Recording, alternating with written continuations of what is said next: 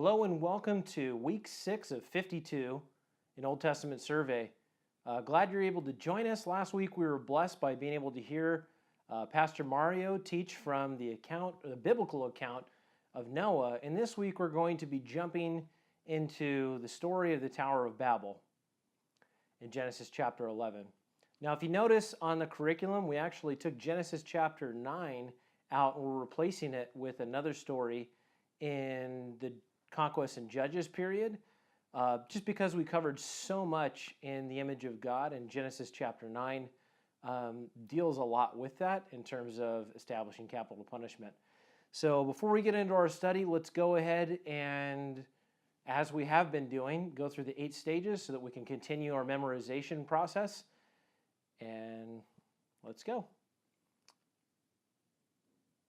Primeval, patriarchal, bondage and deliverance, conquest and judges, united kingdom, divided kingdom, exile, and return.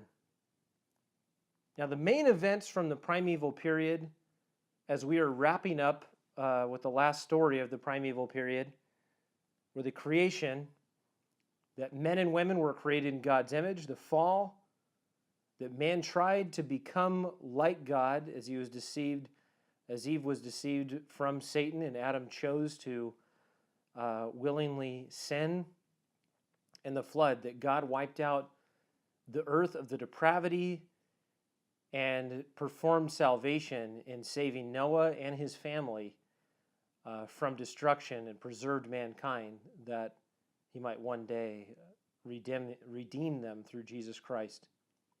So, in summary, the primeval, the main events were the creation, the fall, and the flood.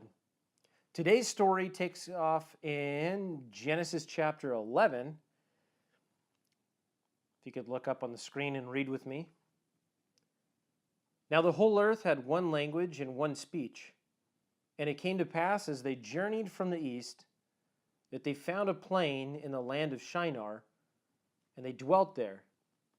And they said to one another, "Come, let us make bricks and bake them thoroughly." They had brick for stone, and they had asphalt for mortar. And they said, "Let us build ourselves a city and a tower whose top is in the heavens. Let us make a name for ourselves, lest we be scattered abroad over the face of the whole earth." But the Lord came down to see the city and the tower which the sons of men had built. And the Lord said, "Indeed, the people are one, and they all have one language. And this is what they begin to do. Now nothing that they propose to do will be withheld from them. Come, let us go down and there confuse their language, that they may not understand one another's speech." So the Lord scattered them abroad from there over the face of all the earth, and they ceased building the city. Therefore its name is called Babel, because there the Lord confused the language of all the earth. And from there the Lord scattered them abroad the face of all the earth. So what's going on in this passage? It almost can seem a little bit shocking at a first glance at God's response when you just read over the passage pretty quickly. Before we got to this chapter, between the flood and now, God commanded the people to be fruitful and to multiply and to fill the earth. He didn't tell them to congregate, but he told them to fill the earth. And between that time, God also established capital punishment if anybody was to murder anyone willingly. And then there was a genealogy, and then we find ourselves in this story. And it's a story about the Tower of Babel. A lot of us know about it.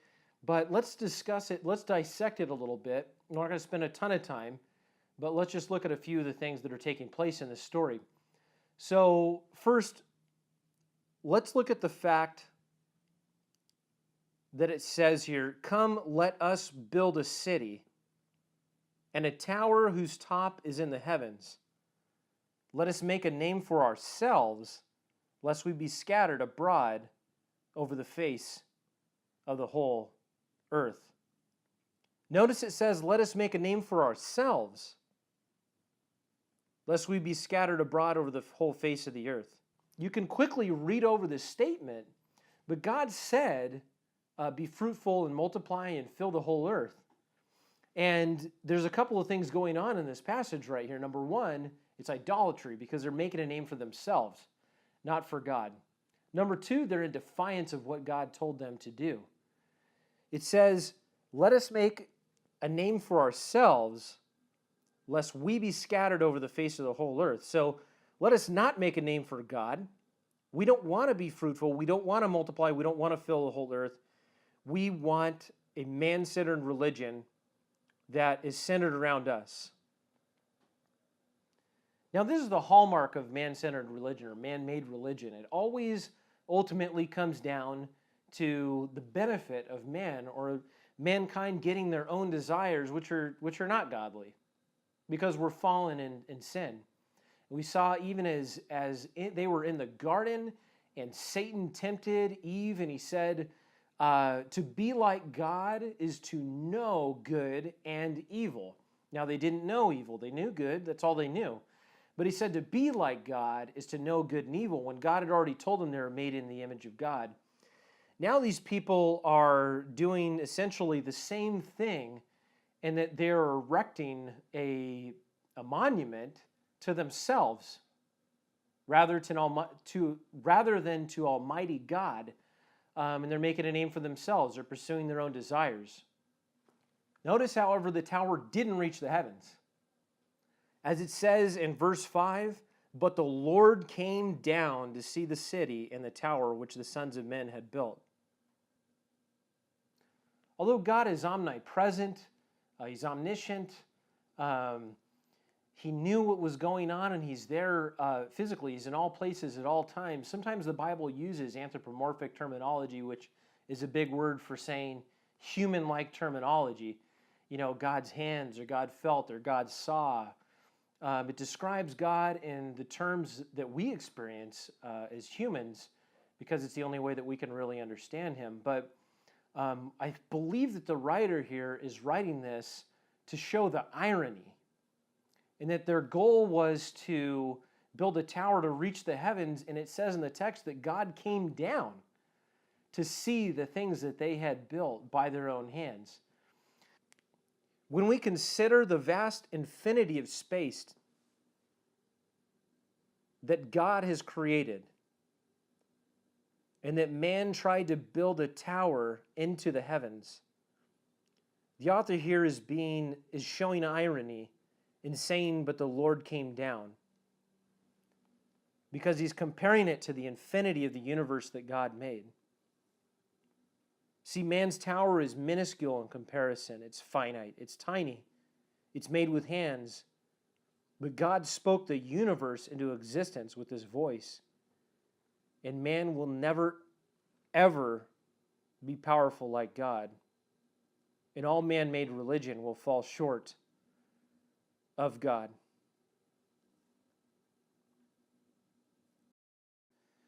Okay, last point. Notice how in the text it says, come, let us go down, and there confuse their language, that they may not understand one another's speech. The last observation I have in this text is that God showed mercy by ending their destructive behavior. Now, God could have just wiped the people out again. He could have just destroyed all of them, but instead of destroying the people, he actually scattered them. He gave them different languages to confuse them, scatter them around the whole earth on different various continents. And this is actually an act of mercy because it's preserving the human race. And it's giving them opportunity to bring in the Messianic line, which we will start to see more of as we get into the patriarchal period next week through Abraham. So to recap the study, they established a man-centered religion by trying to erect this tower unto themselves, trying to make a name for themselves, which was supposed to reach to the heavens. God, or the author, showed the irony in that by showing that God came down to view what they had made. And then lastly, God showed mercy on them as he spread them throughout the earth to keep them from destroying themselves. The primeval period, we saw the creation, the fall, and the flood. So try to remember those three specific events from the primeval period. Next week, we'll be getting into the patriarchal period. And if you have any questions, feel free to post them on the blog. Otherwise, I'll see you next week.